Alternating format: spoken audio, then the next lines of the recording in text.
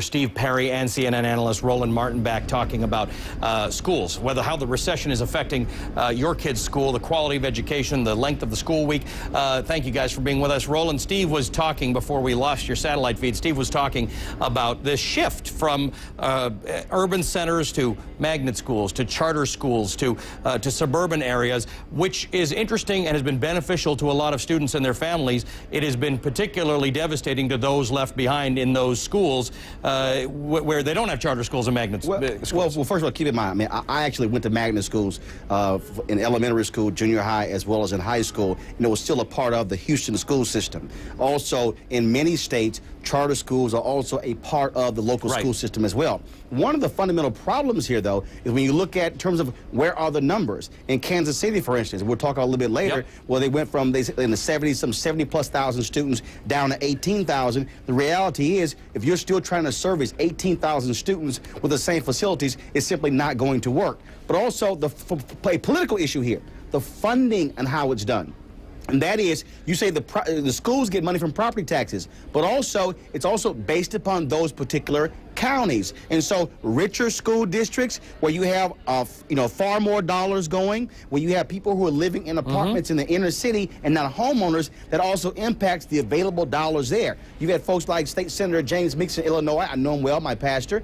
He has been trying to change the funding model, saying you have an inequity when you have it based upon property taxes and the money is going to suburban areas. That sounds like it makes sense, Roland, but Steve is giving me a vigorous shake of the head.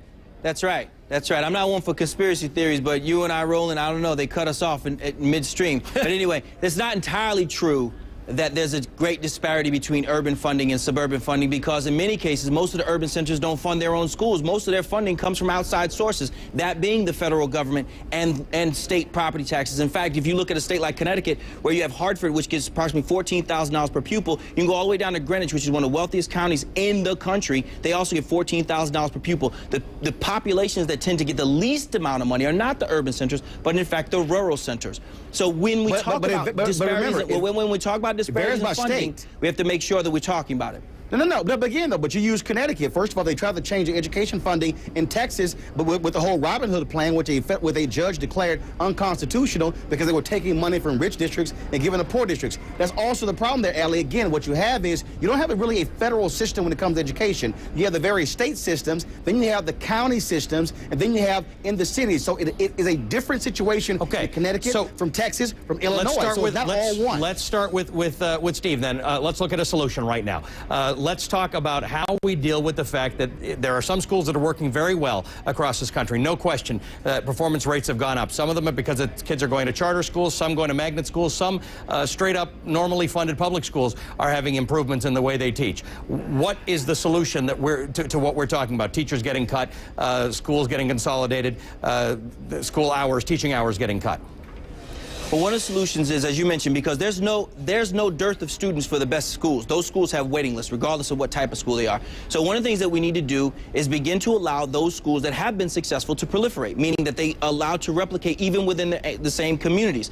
Instead of taking the same failed large schools and pouring more money into them so that we fail more children, what we need to do is allow public and private options. Public and private options.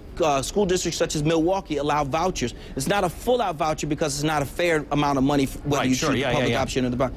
But if you have a straight voucher system, some families could homeschool and not have to lose their family's income because they made that decision. All right, we're going to have a separate discussion on vouchers. I think we're going to have you guys back a lot. But Roland, what's your solution?